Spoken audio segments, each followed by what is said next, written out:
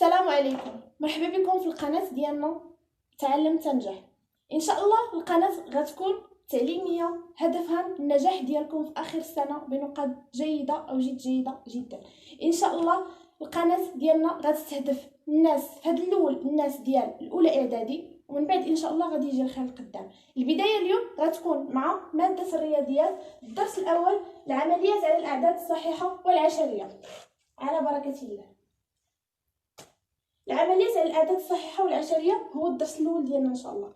في هذا الدرس غادي نشوفوا بزاف ديال القواعد والخاصيات اللي غادي يكونوا مهمه ان شاء الله. اولا غنبداو مع حساب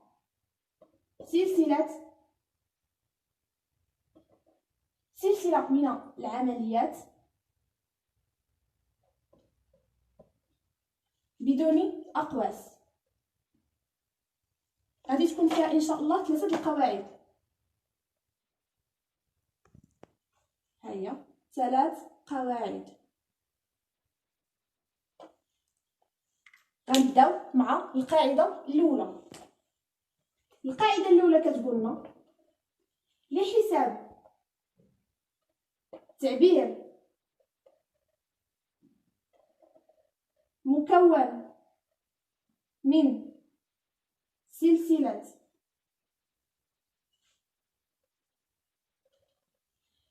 عمليتين الجمع والطرح.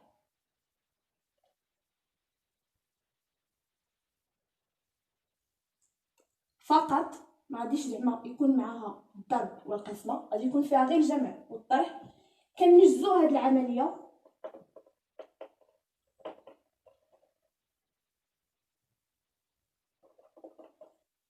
من اليسار الى اليمين.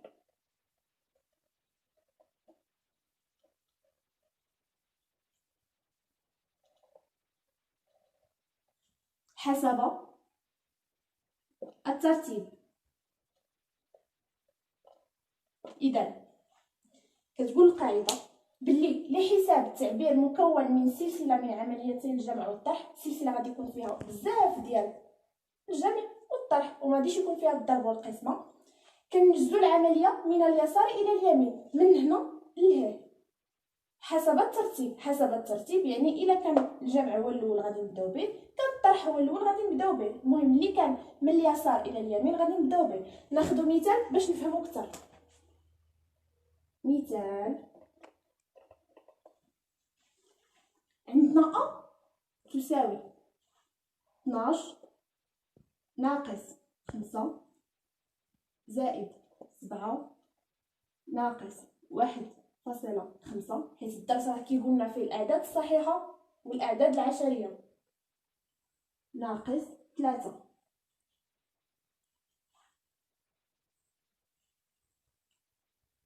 أ تساوي كما قالت لنا القاعده غنبداو من اليسار الى اليمين، من هنا لهنا حسب الترتيب. هنا الترتيب كاين للطرح هو اللي بادين به، اذا هو باش غادي نبداو.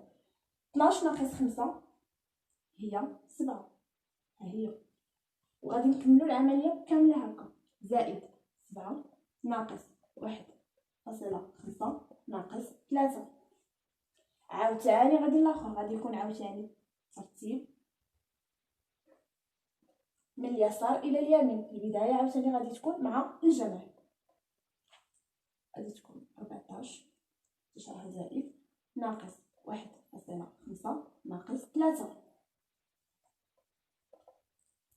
تساوي عاوتاني رجعنا للطرح. 14 ناقص 1.5 اللي هي 12.5. خصكم كتكونوا كتقنوا الاخر الطرح وسي كتقنوا الجمع بيان سور. 12.5 ناقص 3 كتساوي في التالي قتلنا غير عمليه الطرح 9.5. اذا كتساوي 9.5. وحنا خرجنا. كنتمنى تكونوا فهمتوا. غنعاود القاعده. لحساب تعبير مكون من سلسله عمليتي الجمع والطرح، فيها غير الجمع والطرح، سلسله من العمليات، ها هي سلسله من العمليات فيها غير الجمع والطرح. كنجزو هاد العمليه من اليسار الى اليمين حسب الترتيب. حسب الترتيب كيعنيو بها بلي شنو اللي كان في الاول، واذا كاينه ناقص غنبداو بناقص، كاينه زائد غنبداو بزائد. دونك ها المثال واضح، 12 ناقص 5 زائد 7 ناقص 1.5 ناقص 3. غادي نبداو بالطرح هي الاولى 12 ناقص 5 اللي هي 7، غادي نحطوا باقي الاعداد كما هما. عاوتاني في المرحله الثانيه غادي غنشوفوا بان جات زائد هي الاولى، عاوتاني 7 زائد 7 14، غنحطوا ناقص 1.5 ناقص 3 واحد بلايصتهم. عاوتاني رجعنا للطرح 14 ناقص 1.5 اللي هي 12.5 ناقص 3، بالتالي كتعطينا 9.5. غنخليكم شويه الوقت باش تكتبوا ونمشيو للقاعده الثانيه.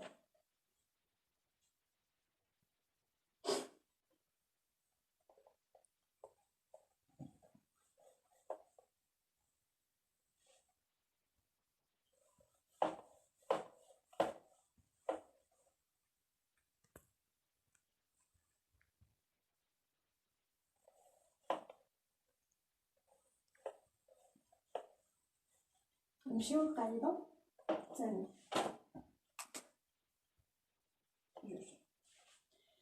القاعده الثانيه كتقول لنا لحساب تعبير مكون من سلسله من عمليتي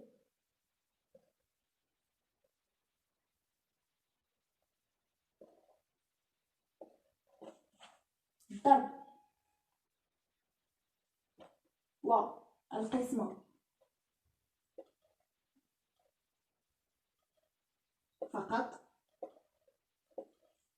ننجز العمليات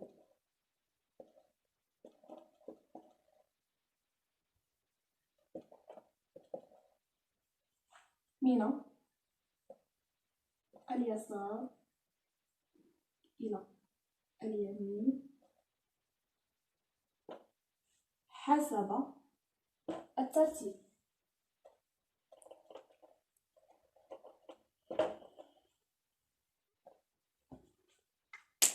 القاعدة الثانية كتقول لنا لحساب تعبير مكون من سلسلة من عمليتي الضرب والقسمة فقط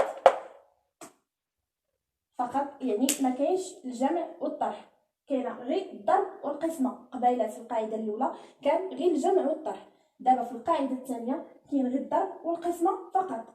كنجزو العمليات بنفس الاخر، بنفس القاعده كنجزو العمليات من اليسار الى اليمين. كنجزو العمليات من اليسار الى اليمين حسب الترتيب بحال قبيلات. الا كان الضرب هو الاولى غنبداو بالضرب، كانت القسمه هي الاولى غنبداو بالقسمه، دائما من اليسار الى اليمين، ما كنبداوش العمليه من هنا. غناخذ مثال باش نفهموا اكثر.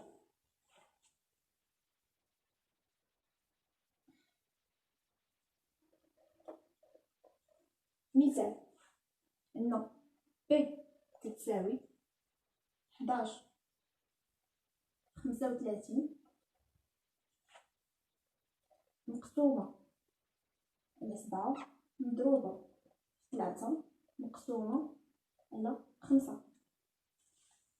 اذا ب كتساوي، هانتوما كما كتشوفوا غادي نبداو بعمليات الضرب، هي الاولى من اليسار الى اليمين. 11 في 35 نورمالمون خصكم تكونوا حافظين جدول الضرب، غنجزوها هنا فواحد البلاصه غادي نجيبوها ونجزوها في هاد القنيته. هانتوما 11 في 35 1 في 5 5 1 في 3 3 غنحطو النقطه هنا. 1 في 5 5 1 في 3 3 غنجزو عمليات الجمع. 5 5 و 3 8 3 و 0 3، اذا 385 385. غنحطو الباقي كما هو، مقسومه على 7 مضروبه في 3 مقسومه على 5. هانتوما كما كتشوفوا عاوتاني جاتنا القسمه. غنجزو 385 مقسومه على 7.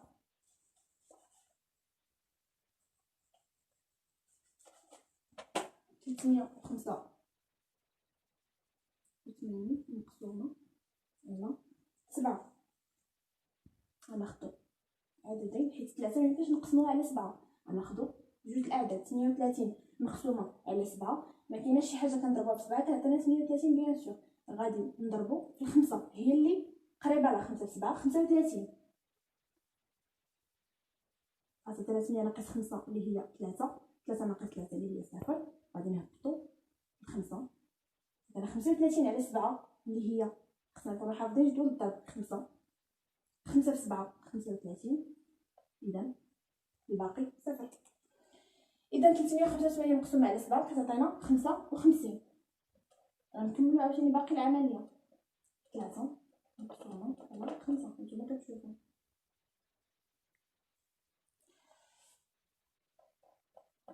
غنمشيو كيما هكا غنضربو 55 في 3 اللي هي 165 مقسومه على 5.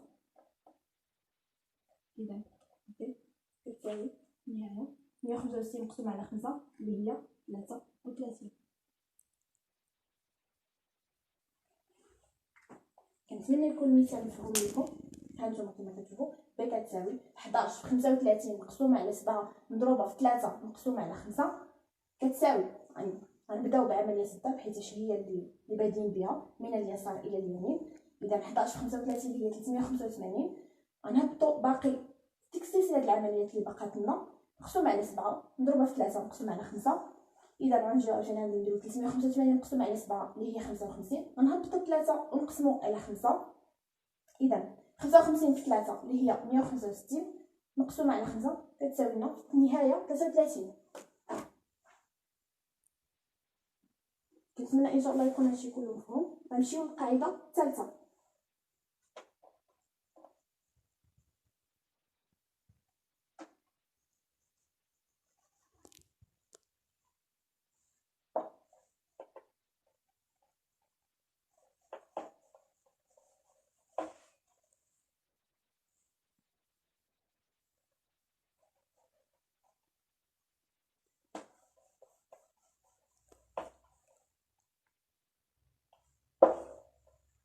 القاعده الثالثه كنتمنى ما نكونش كنزرب. القاعده الثالثه اش كتقول لنا؟ لحساب تعبير بدون أقواس.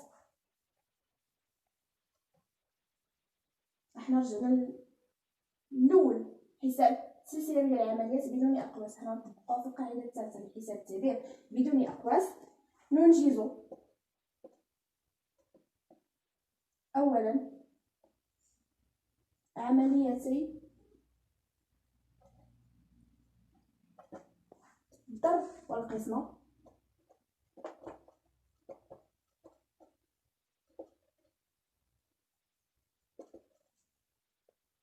ثم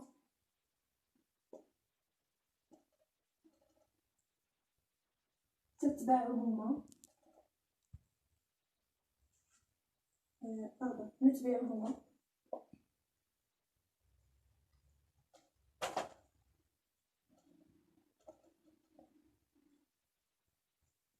بعمليتي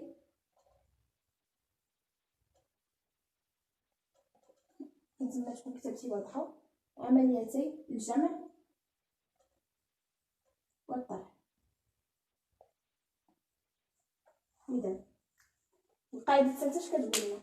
لحساب التعبير بدون أقواس. إذا عملية ما فيهاش الأقواس. سلسلة من العمليات ما فيهاش الأقواس. ننجز أولا عمليتي الضرب والقسمة.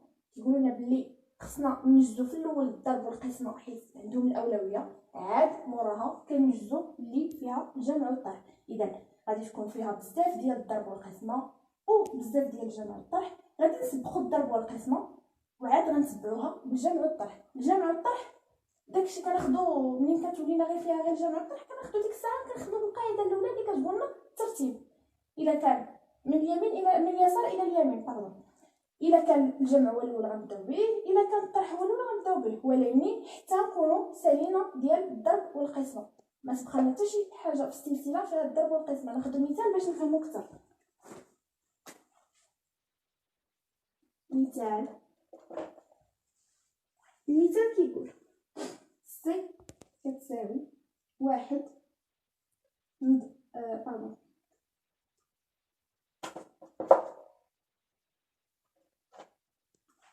واحد زائد 3 مضروبة في 5 ناقص 36 مقسومة على 9 زائد 12. إذا هانتوما كما كتشوفوا السلسلة فيها ضرب وقسمة وفيها جمع وطرح، فيها 1 زائد 3 في 5 ناقص 36 مقسومة على 9 زائد 12. إذا كيما غنخدموا القاعده، هانتوما كتشوفوا التعبير بدون اقواس. غنخدموا القاعده كتقولنا بلي الاولويه للضرب والقسمه، الضرب والقسمه. اذا غادي نبداو بالضرب والقسمه. بما ان العمليه باديه بسميتو بالضرب، اذا 3 في 5 هي الاولى اللي غادي تكون. ما غاديش نقولوا 1 زائد 3، لا، غادي نقولوا 3 مضروبه في 5 حيتاش قلنا الاولويه للضرب والقسمه. اذا غنبداو عندنا غنحطوا الواحد كما هو وغادي نخدموا 3 في 5. غنحسبوها شحال 3 في 5 هي 15. غنقولوا زائد 15 صدقنا بيان عمليه الضرب ناقص 36 مقسوم على 2 زائد 12. باقي عندنا القسمه 1 زائد 15 ناقص، حيت عندنا ناقص وعندنا زائد غنديرو زائد، ما عندنا ناقص غنحطو ناقص. حطوها كما هي 36 مقسومه على 9 اللي هي 4 زائد 12. هانتوما كما كتشوفوا رجعت سلسله مكونه من عمليتي الضرب والطرح فقط، ما فيهمش لا ضرب لا قسمه، فيهم غير الجمع والطرح. غادي نخدموها ونخدموا القاعده الاولى فيها ضرب. غادي نبداو من اليسار الى اليمين وغادي نشوفوا الترتيب. بما ان بادين بعمليه الجمع غادي نبداو بها. 1 زائد 5 اللي هي 16 ناقص 4 زائد 12. اذا 16 ناقص 4 اللي هي 12 زائد 12 زائد 12 زائد 12 اللي هي 24. اذا سي كتساوي 24. كنتمنى تكون القاعده مفهومه. القاعده الثالثه كتقول غنعاود لحساب التعبير بدون اقواس. اذا عمليات السلسله من عمليات ما فيهاش اقواس. ننجز اولا عمليتي الضرب والقسمه، ثم نتبعهما بعمليتي الجمع والطرح. مثال 1 زائد 3 في 5 ناقص 36 مقسوم على 9 زائد 12. اذا غادي نبداو بالضرب والقسمه حيتاش غنخدموا القاعده الثانيه اللي كتقولنا الاولويه للضرب والقسمه. فالقاعده الثانيه اللي كتقولنا ملي كتكون عمليه الضرب والقسمه كنبداو بداكشي اللي كنشوفو اللي كيكون بادين به من اليسار الى اليمين. بما ان هنا كانت الضرب هي الاولى غادي نديرو غنهبطوا الواحد. 3 في 5 اللي هي 15 ناقص 3 مقسوم على 9 زائد 12. غنكملوا العمليه كما هي. غنعاودو نهبطوا الواحد زائد 15 وغادي ندوزو لعمليه القسمه. مغاديش نحسبوا زائد الاخر حتى نحسبوا القسمه والضرب حيت ليهم الاولويه. 36 مقسوم على 9 اللي هي 4 زائد 12. اذا 1 زائد 15 16 ناقص 4 زائد 12 12 زائد 12 24. هانتوما كتشوفوا. اذا غادي نمسحوا وغادي نكونوا انتهينا من الجزء الاول من الدرس اللي هو حساب سلسله من العمليات بدون اقواس اللي فيه 3 ديال القواعد. هذه هي الثالثه والاخيره. غادي ندوزو للجزء الثاني من الدرس.